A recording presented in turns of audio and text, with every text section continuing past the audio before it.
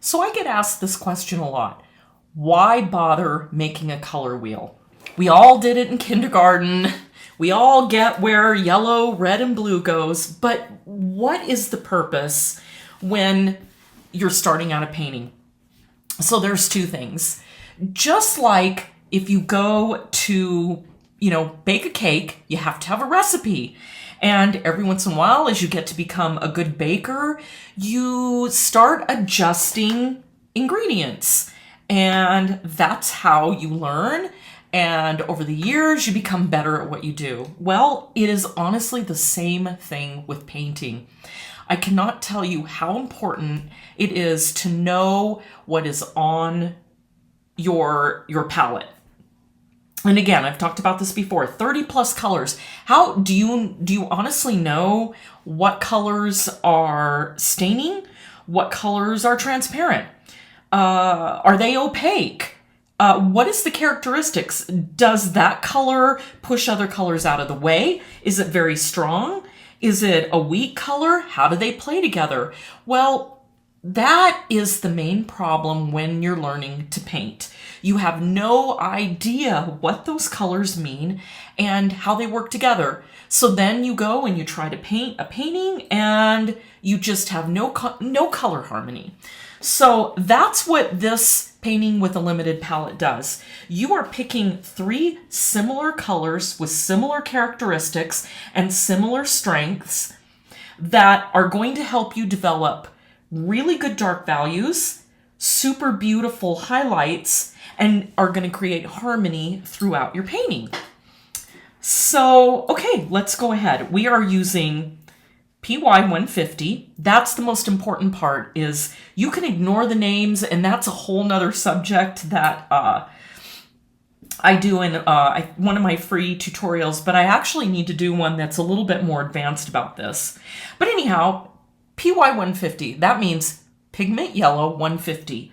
The chemical name of that is Nickle Azo Yellow. Mine happens to be M-gram, and that's what M-gram calls it. They call it by their chemical name. Nickel azomethane yellow, Nickel Azo Yellow. Our second color is Quinacridone Rose. The pigment ID number is PV19, Pigment Violet 19. Quinacridone Rose is its chemical name. And that is what M-gram calls their color too. They just call it Quinacridone Rose. The third color is Phthalo Blue. A shortened term for that is Phthalo Blue, and they have a red shade and a green shade. This one happens to be the green shade, so it leans a little bit towards the cooler side of the palette. So these 3 colors, I know, are going to work well with that orange poppy. So let's go ahead and, well, let's make sure that those colors are going to work. And that's what a color wheel is for. What you're doing is you're taking your colors, you're seeing how they all make the other colors that go along with the main colors of yellow, red, and blue, where you've got your greens, your violets, and your oranges. This is going to tell us if these colors, these 3 colors, are going to be able to create the image that we are going to paint. Okay, so now let's go on towards the rose. And that's a little thin. I want to get it a little bit thicker because I want to get that color as dark as I possibly can. At its full, what is called at its full saturation, meaning almost right out of the tube. So you want to make sure it's nice and thick to where you can't see the paper through there. So now let's go over, and I'm going to do the same thing with the Phthalo Blue.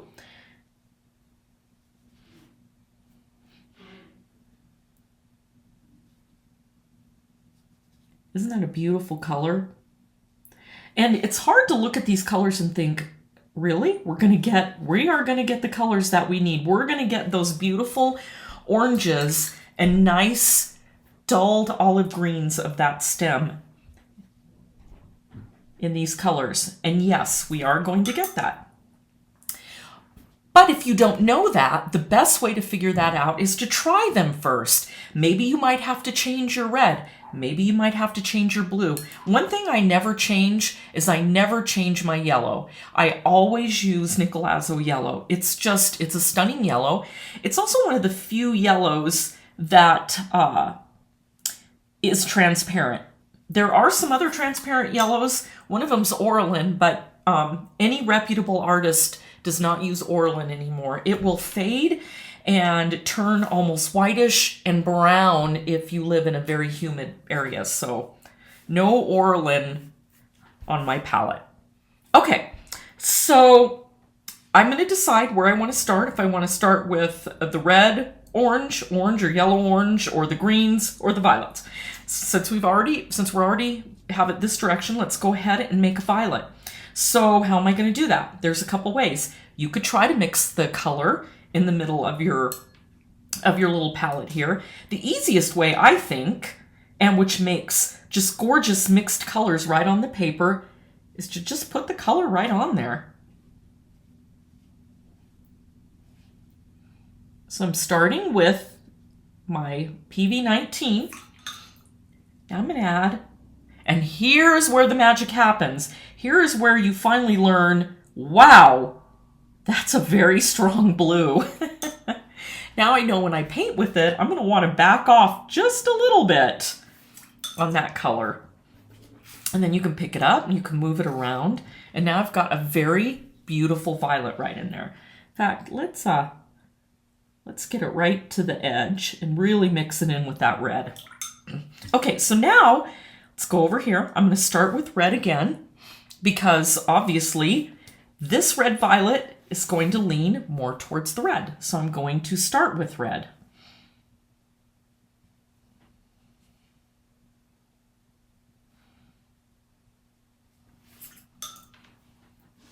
And now I'm going to pick up just a tiny amount of that Phthalo Blue. See how powerful that color is? And when I mix it around, I've made a red violet. Maybe just a touch more. So here's what making a color wheel is teaching you. It's teaching you the strength of those colors. How strong, how well balanced are they working together? Okay, now we're going to come and make a blue violet. So what I want to do is, because it's blue violet instead of red violet, I'm going to put the blue down first.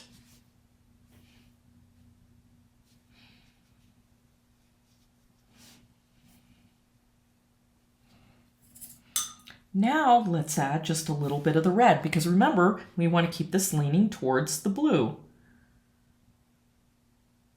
And just dropping in a little bit of that red gave me a blue violet. Now I'm going to swing it around here, and let's go ahead and make a green. And this time, I'm going to start with the yellow.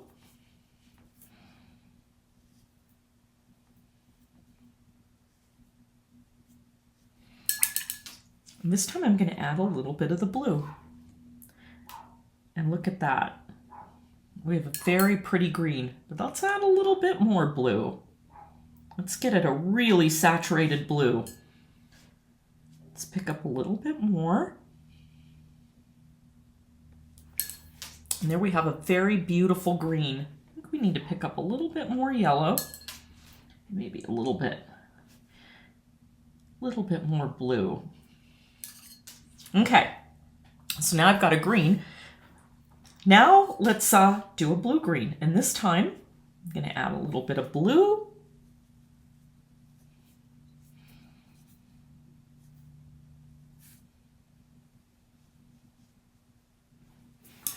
And now I'm going to add just a touch of that yellow.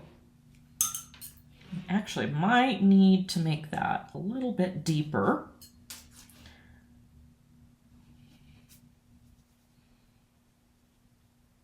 And it may take you a little while to get this, but boy, what great practice is that.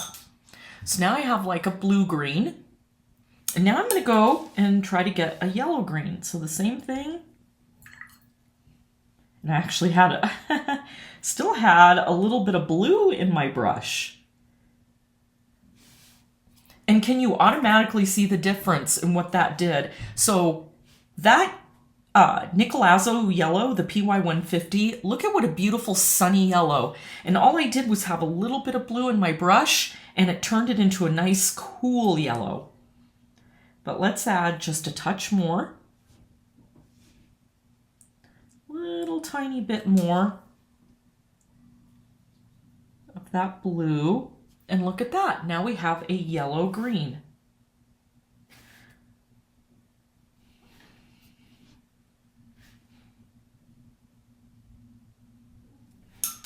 Okay, now I'm going to flip it around again and I'm going to go ahead and put the orange in. So this time I'm going to start with the red, what I'm calling my red.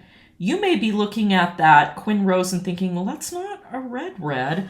It's kind of like a pink color, and it is. But for this purpose, that's what we're calling our red.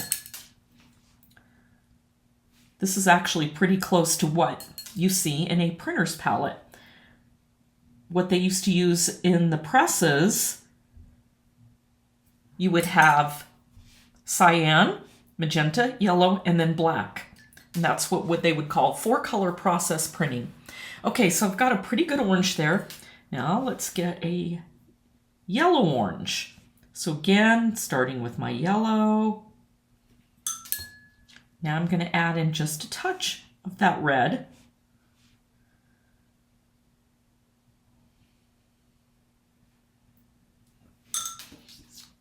Now I have a yellow orange.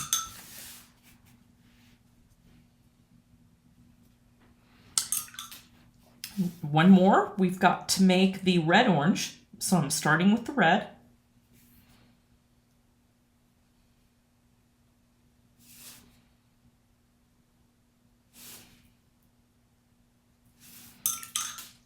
And let's add some yellow. This one might be a little bit harder to see on the screen, but I've got a beautiful deep red-orange right there. In fact, just a little bit more red. Now at this point, now let's flip it all the way back around. You may have to go through and adjust some of those colors a little bit. Like let's say you started with the violet and you went to make the blue violet. Maybe the blue violet is a little too red. Add more blue. Keep playing around till you finally have everything on your color wheel. Now let's see if we can get a really, really super dark value. I always use the term dark value instead of black because I don't think anything is really ever black. And that's why I never use black watercolor paint. So what I'm going to do, we're going to mix our own, which means that when we have a dark shadow area in that flower, we are going to be able to harmonize that color. So right in the center here, I've added some blue. Now I'm going to add some of that red. So now we've got a really deep dark purple there. Bluish purple. Now let's add some yellow, our third color. And what have we done? We've made a gray and basically a black. If I keep adding colors and adjusting them, then when I thin it out, it changes a little bit. It can be warmer, it can be cooler. See what happens when I add some yellow in there. Look at that. Now I have almost like a neutral gray, and we did all of that from one color. In fact, let's put some more blue. Let's put in some more red.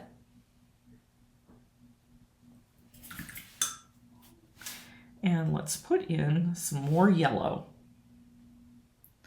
And look at how dark we got that color. And the same thing applies to when you want to make, let's see, you're probably asking, okay, what do we do about burnt sienna? Well, burnt sienna, all burnt sienna really means is it is an orange color that's very, very dull. So let's try that. Let's take some red.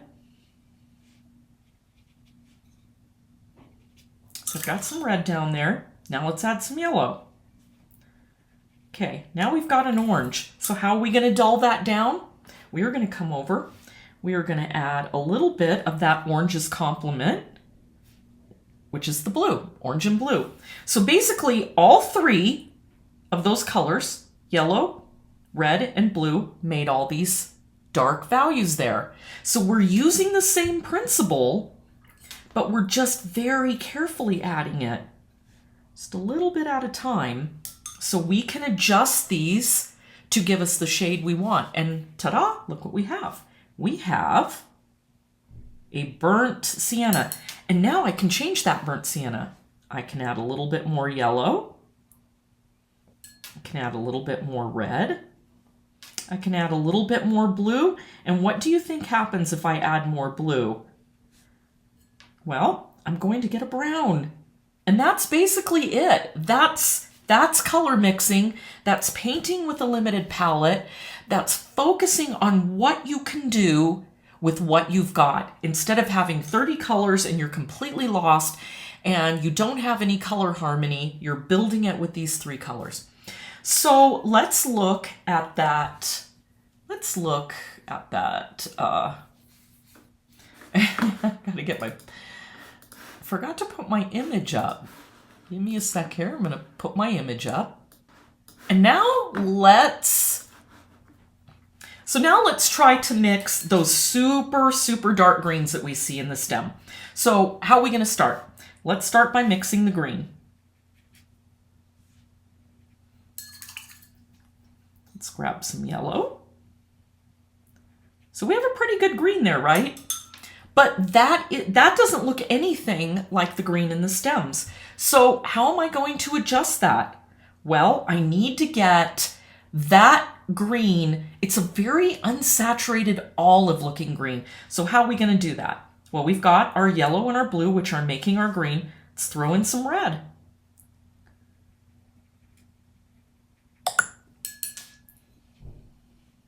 Let's actually add a little bit more yellow. Let's add some more blue. Let's thin these out a little bit. Now let's add some more red. Let's add more blue. I'm trying to build that darkest value that I see now. And I'm gonna add a little bit more of that red. Because what is that red doing? It's dulling down that green. And look at that. We have these beautiful, beautiful dark greens right in the center there. I think we might need to lean that a little bit more red. And look at that. Look what we did. We've got a gorgeous looking olive green. I can even adjust that a little bit and add some more yellow over there. Now I've changed it. Now I really have an olive green, and I'm seeing the colors that I'm seeing right in the stem of that poppy. So not only are we seeing some burnt siennas down at the base of that poppy, but we're also seeing those oranges and those yellow oranges. So I really don't need to repeat those, but we can. Let's just see. Let's add some yellow. Now let's add some red in there. Let's add a lot of red. Woo! Look at that orange. Isn't that stunning? Isn't that beautiful? See what happens when we add a little bit of that blue in some of those really dark areas. Well, now I can see that, oh my gosh, just adding a little, all I need is just a little bit, a tiny bit of blue. I don't want it to be that dark. That's what you're thinking as you're making your own color. So what did I do? I added a little bit more red, and look at that. I have got these gorgeous, beautiful colors. I've got every single color that I can see in that poppy right here in this mix. So I'm actually really excited and happy about that. I feel like we've got our main poppy. We've got gorgeous, beautiful greens, all kinds of greens. Very saturated light greens, very dark olive greens. I can even come back over here again and add some more. Add some more yellow. Now I've just darkened those olive greens. And guess what else? We don't have muddy colors. Can you believe that I mixed all three of these together and did not get anything muddy? If you really look at that, if you tip it to the side and roll it around, look how you can see everything in those colors. You see everything. Even with mixing our own burnt sienna, I can see a little bit. I can see a little bit of that blue, and maybe I want to make that darker. So I'm coming right back over that, adding that yellow. And whoo, look at that. Look what that did. Let's come back and add some yellow back in there. And not once is that getting muddy. And that is the secret to painting with a limited palette and using transparent staining colors. Absolutely beautiful. So now we know this palette, these three colors are going to create that poppy. I don't have to worry at this point. I don't have to stress that I'm going to get halfway into my painting and go, ugh, I'm really struggling. I can't get any of the colors. Well, there we go. They're right there. And this is what painting with a limited palette and creating a color wheel recipe card is all about. All right, let's grab your brushes and get your supplies all set up, get your color wheel made, and let's get started painting that poppy.